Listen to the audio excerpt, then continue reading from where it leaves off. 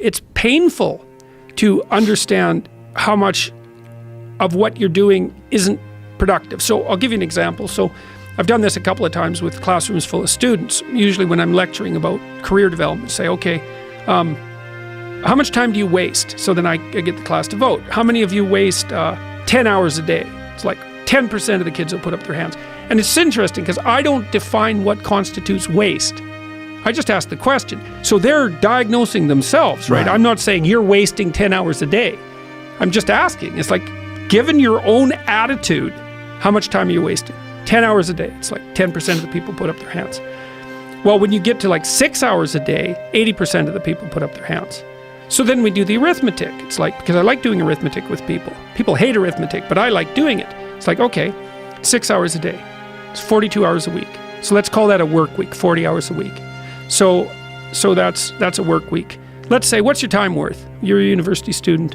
Well, it's certainly worth minimum wage, because obviously, but it's worth way more than that, because if you spend a productive hour when you're 20, then you gain the benefits of that hour for the rest of your life. So there's the compounding effect of time spent when we were young. So I say, well, let's assume your time's worth $50 an hour, which I think is an underestimate, but whatever. Let's call it 50. We could call it 25, but we'll call it 50. That's $2,000 a week you're wasting. It's $100,000 a year. It's like, how much better would your life be if you weren't wasting $100,000 a year? It's like, what is that over 40 years? $4 million.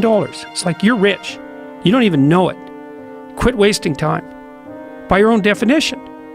It's like people shake their heads, like, oh, I never thought about it that way. It's like, yeah, think about it that way. Don't waste your damn life. And then you think, well, why would people be resistant to that message? It's like, well, you really want to wake up and figure out that you're wasting half your life? And you know, when people do that kind of wasting, they actually hate it. You know, and I've had lots of people come to my clinical practice who were chronic procrastinators. You know, and so they're watching YouTube videos, say, but not ones that are good for them, although sometimes they will do that, but just browsing in that kind of mindless way that you do when you're not paying attention and you're trying to kill time. And people doing that, they feel bad, they get depressed, they feel anxious, they can't get away from it, they feel kind of quasi-addicted. That's what they're saying about social media now. It's a huge issue with young kids. Absolutely, but there's this feeling of kind of internal rot and corruption that goes along with it. It's like, yeah, well, you're wasting your life. It's like, so it's painful. It's painful to recognize that. Then it's painful to think, oh my God, look how undisciplined I am. I don't know anything. I can't use a schedule. I can't stick to a calendar. I don't have any aims. I don't know anything about the world, right? And maybe there's a part of me that's bitter because I haven't got everything already, and I'd just like to say, to hell with it. That's the recognition of the Jungian shadow.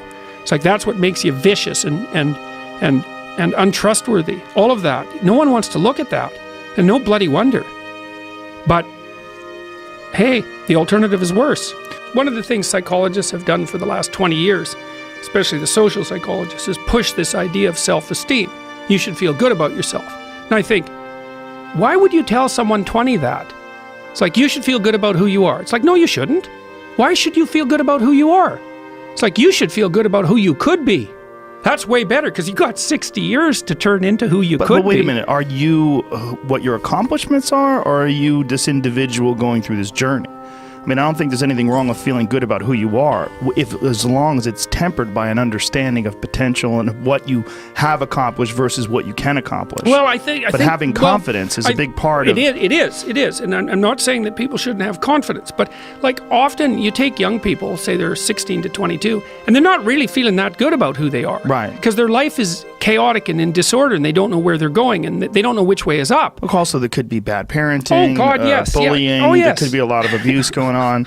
And I think that's one of the reasons why that resonates with people, this idea of be happy about who you are. Right. Feel good about who you are. Right. But the thing is, it has to be stated with precision. It's like, it's like you should treat yourself as if you're valuable, especially in potential.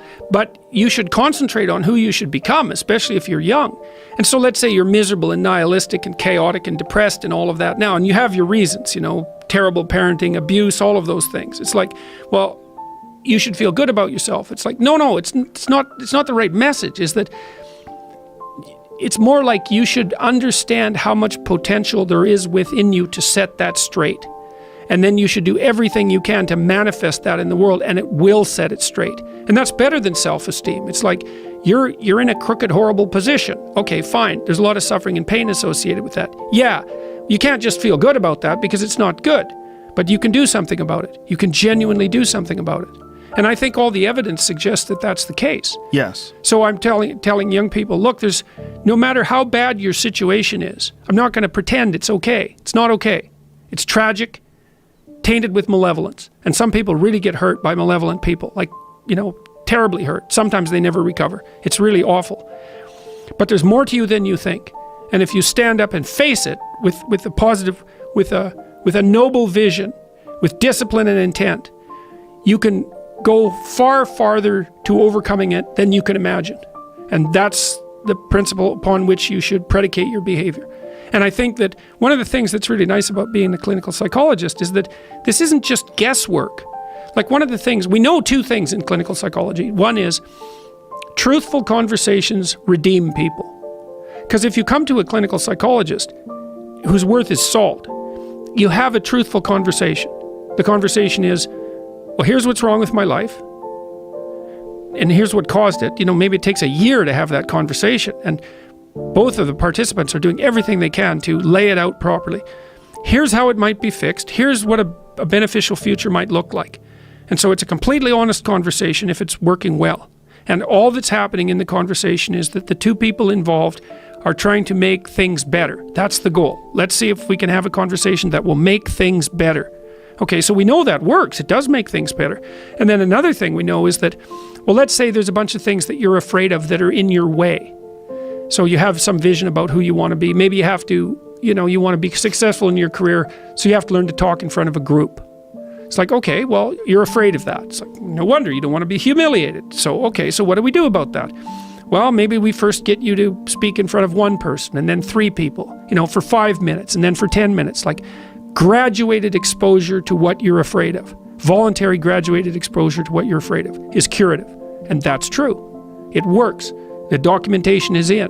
It's how people learn. So to tell people that if you confront the world forthrightly, if you speak the truth, and you expose yourself courageously to those things that you're afraid of, that your life will improve, and so will the life of people around you. Like, as far as I'm concerned, that's as close to undeniable fact as we've got. And it also dovetails nicely with the underlying archetypal stories, the heroic stories. It's like, go out there, find the dragon, confront it. It's a dragon, it might eat you, it's dangerous. But it's worse to cower at home and wait for it to come and devour you. Go out there, confront it, get the gold, share it with the community. It's like, yeah, it's the oldest story of mankind.